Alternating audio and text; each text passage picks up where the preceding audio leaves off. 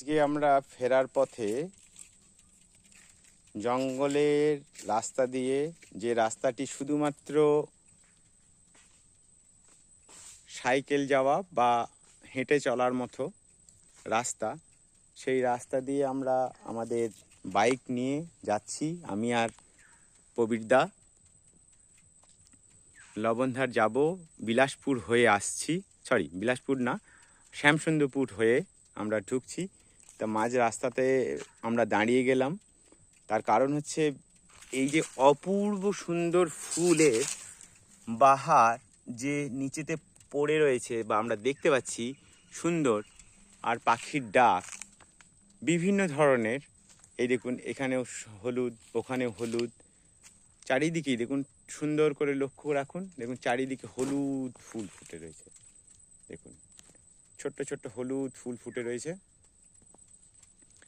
আমার এই জায়গাটি দারুণ লাগলো, যা সেই জন্য আপনাদেরকে দেখাচ্ছি। জঙ্গলের একবারে গভীর থেকে গভীরতম জায়গা বলতে পারেন, কারণ অলরেডি আমরা এই গ্রাম ওই গ্রাম থেকে প্রায় 3-4 কিলোমিটার চলে এসেছি।